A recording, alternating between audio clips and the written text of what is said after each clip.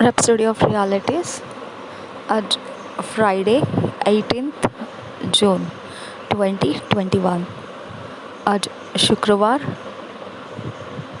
18 June 2021। Rhapsody of realities में pastor Chris ओयाखेलोमे द्वारा जो वचन हमको सीखने के लिए मिलता है, आज वचन है एफिशियंस 1 चैप्टर 16-17 वर्स। एफिसियों की पत्री 1 अध्याय 16-17 वचन। हम आज का विषय देखेंगे अ नॉलेज ऑफ रिलेशनशिप, रिश्ते का ज्ञान, संबंध का ज्ञान, नातेदारी का ज्ञान। अ नॉलेज ऑफ रिलेशनशिप, संबंध का ज्ञान। हम पढ़ेंगे वचन के आधार से इसे समझेंगे। Ephesians 1 chapter 16-17 verse.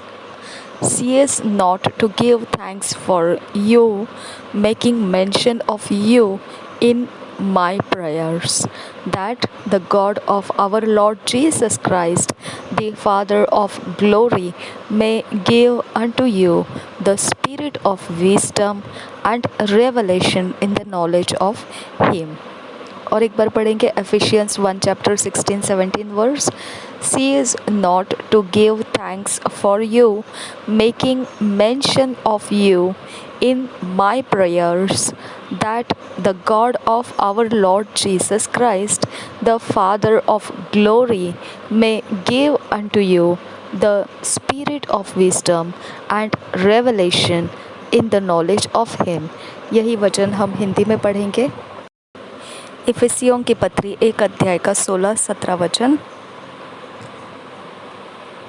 तुम्हारे लिए धन्यवाद करना नहीं छोड़ता और अपनी प्रार्थनाओं में तुम्हें स्मरण किया करता हूँ कि हमारे प्रभु यीशु मसीह का परमेश्वर, जो महिमा का पिता है, तुम्हें अपनी पहचान में ज्ञान और प्रकाश की आत्मा दे। और एक बार पढ़ेंगे इफिसियों की पत्री 16 और 17 वचन। तुम्हारे लिए धन्यवाद करना नहीं छोड़ता और अपनी प्रार्थनाओं में तुम्हें स्मरण किया करता हूँ कि हमारे प्रभु यीशु मसीह का परमेश्वर, जो महिमा का पिता है, तुम्हें अपनी पहचान में ज्ञान और प्रकाश की आत्मा दे। Just because you have been a Christian for a long time does not necessarily mean you would be effective for God and in the things of God। केवल इतना करके कि आप मसीह हो और लंबे समय से आप मसीह हो, तो इतना ही करके ज़रूरी नहीं बनता है कि आप किस परमेश्वर के साथ बहुत प्रभावशाली संबंध है। आप परमेश्वर के लिए बहुत प्रभावशाली है, ये नहीं बनता है। और जो परमेश्वर की चीज़ें हैं उनमें भी सिर्फ इतना होने के कारण कि आप बहुत लंबे समय से मसीह है। It takes more than singing nicely, praising God joyfully, and even preaching to be effective for Christ and for the kingdom. You have to know him in a very personal way। ये केवल गीत अच्छे से गाने से भी ज़्यादा है और आनंद से भरकर परमेश्वर की प्रशंसा करना, और इतना ही नहीं, प्रचार करना, इससे भी बहुत कुछ ज़्यादा है अगर आपको मसीह के लिए प्रभावशाली बनना है और उसके राज्य के लिए। इसके लिए आपको उसको जानने की ज़रूरत है, और वो भी बिल्कुल व्यक्तिगत तरीक़ों में से आपने उसको जानना है। That's the reason for Paul's prayer for the baby church in Ephesus as read in our opening verse। यही कारण था कि पौलुस उन प्रार्थनाओं को कर रहा है कि उसके लिए यह वजह बन गया कि ऐसी वो प्रार्थना करे उन कलीसिया के लिए जो इफिसुस में थी, और वो एक बचपना जैसे चलने वाली कलीसिया थी। जो वचन आपने पढ़ा शुरुआत में, उस वचन के अनुसार Paul heard about their love for God. They were excited about the things of God. पौलुस सुन चुका था उनका परमेश्वर के प्रति कैसा प्रेम है, और वह बहुत ही उत्साहित थे, उत्तेजित थे परमेश्वर के चीज़ों के विषय में। But he knew they lacked something and prayed that the Lord would grant it to them, the spirit of wisdom and revelation in the knowledge of Him. परंतु वो ये जानता था कि उनके पास कुछ तो घटी है, कमी है, और प्रार्थना करते हुए वह प्रभु उनको दे, ऐसी वह प्रार्थना किया कर रहा था। वह क्या कह रहा था प्रार्थना में?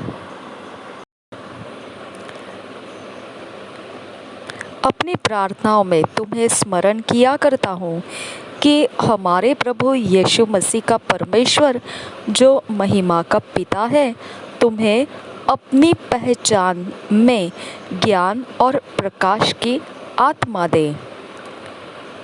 और अपनी प्रार्थनाओं में तुम्हें स्मरण किया करता हूँ कि हमारे प्रभु यीशु मसीह का परमेश्वर जो महिमा का पिता है, तुम्हें अपनी पहचान में ज्ञान और प्रकाश की आत्मा दे। There is certain type of knowledge, a certain type of revelation of God that you ought to have. It's called epignosis. Greek, knowledge that relates with the known, a knowledge of relationship. कुछ विशेष प्रकार का ज्ञान है, विशेष तरीके से जो ज्ञान होता है, और विशेष तरीके का, विशेष प्रकार का प्रकाशन है परमेश्वर के बारे में, जो आपको जानने की ज़रूरत है, और बिल्कुल ज़रूरत है, आपको ये जानना ही चाहिए। और ऐसा वो ज्ञान, उसका नाम एपिग्नोसिस कहा जाता है यूनानी की भाषा में। अर्थ के विषय में देखेंगे, उसका अर्थ ऐसा बनता है, ऐसा ज्ञान जो आपके जो संगति में है, जो संबंध में है, उसके विषय में जानकारी रखना, उसके विषय, उसको जानना, उससे संबंधित बातों को जानना, ऐसा ज्ञान जो आप संबंधित लोगों के बारे में रखते हैं, आप संबंध के विषय रखते हैं, ऐसा ज्ञान जो संबंध के विषय में है। This knowledge is different from theology or mere science. यह जो ज्ञान है, वह पढ़ाई लिखाई करके जिस प्रकार से तत्व ज्ञान प्राप्त किया जाता है, उससे अलग है, और केवल विज्ञान जो रहते हैं उससे भी बिल्कुल अलग है। You can appropriate that prayer for the Spirit through Paul for yourself. Put your name there and say, I have the spirit of wisdom and revelation in the accurate knowledge of God. You will experience the unveiling. जैसा आप देखते हैं कि ये प्रार्थना की गई, वह आप पवित्र आत्मा की प्रार्थना है जो पौलुस ने किया था। अपने आप के लिए उसको संबंधित बनाकर प्रार्थना कर सकते हैं।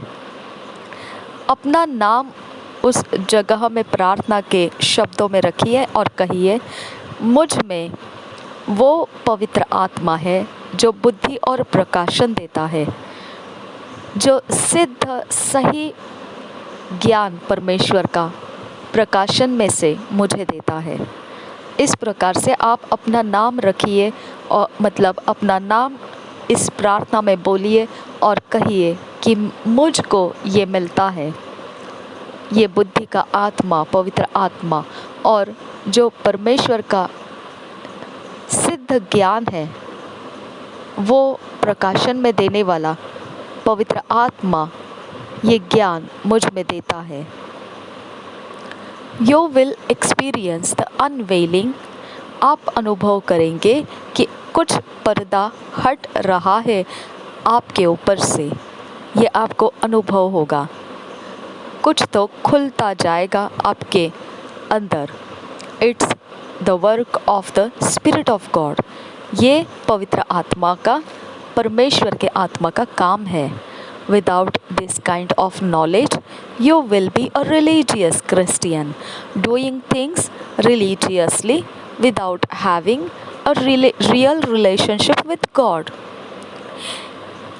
अगर ऐसा आपके पास नहीं रहा तो इस प्रकार का ज्ञान आपके पास न होने के कारण केवल एक धर्म के रूप में आप मसीही रहेंगे, वही करते हुए जो धर्म की रीति होती है किया जाता है। एक सच्ची संबंधित ऐसा संबंध जो रहता है परमेश्वर के साथ, वो आपके साथ नहीं रहेगा। उसके बिना सिर्फ एक धर्म रूप में मसीही और धर्म रूप कार्य करते हुए जाएंगे आप। When you have that relationship, you no longer see him as the God of David or the God of Elijah. He becomes your God. He is personal to you. जब ऐसा आप संबंध हो जाते हैं परमेश्वर में, उस संबंध में फिर आपको परमेश्वर इस प्रकार से कभी नहीं दिखता है जैसा वो परमेश्वर दाऊद का रहा और वो परमेश्वर एलिया का जो रहा। वो आपका परमेश्वर बन जाता है, वो आपका बिल्कुल व्यक्तिगत हो जाता है आपके लिए। That's when you really appreciate and celebrate your union and oneness with him। ये वही है जो सच में आप बहुत बड़ा उत्सव मनाने जैसा और अपने आप में आप इसकी खुशी मनाने के समान आप ये एक होना और ये जुड़ाव परमेश्वर के साथ का आप बहुत ही अच्छे तरह से अपने अंदर ले लेते हैं और फिर इसकी प्रशंसा करते हैं आप।